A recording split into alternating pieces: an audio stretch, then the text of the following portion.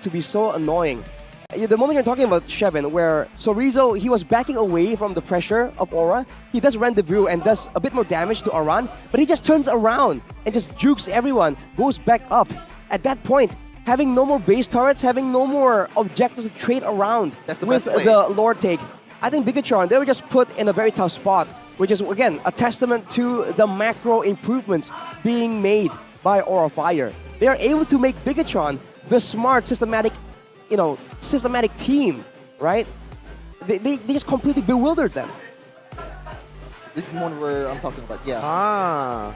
But I like the itemization there. Fury Hammer completely ignored into a full tank build. He knows what he's trying to do, and he does it perfectly. As you can see here, the hit map for Aran, a lot of in EXP lane, but that doesn't really matter. I'm more expecting to go like the 10. I'm more interested to the chart in the 10+ minute, Arashi.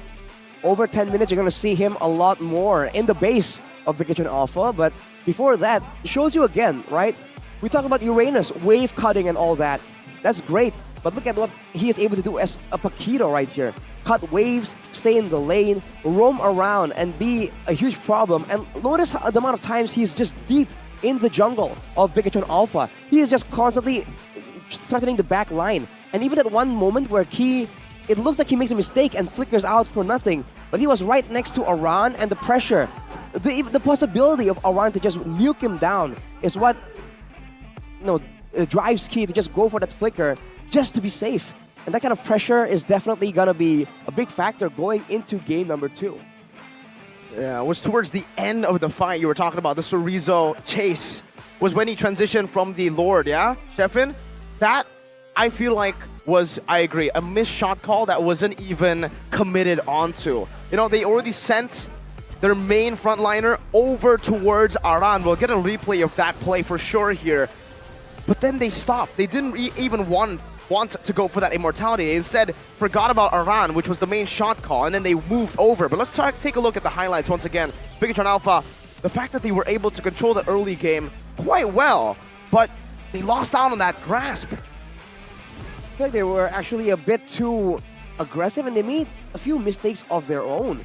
Because you see that they can have the advantage when it comes to the aggression, but look at that. You cannot just give out free kills like that to the snipes of Aura Fire. And then again and again, they were playing essentially for Aura Fire's game plan, right? The 5v5. Because initially, the idea for Bigatron Alpha is to use the Uranus, have the more macro-oriented gameplay, and have the Cult Altar just in case if Aura Fire wants to go for that big fight.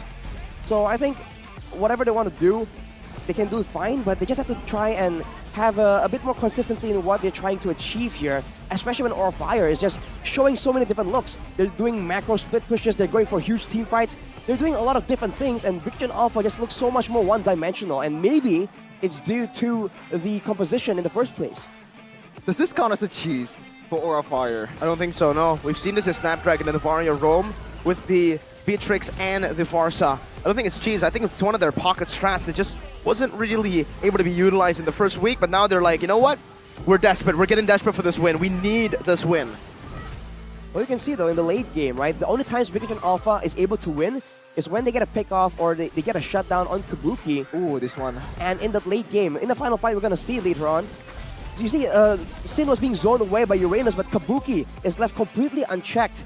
And that's where he just goes in and ends the game. That is the danger.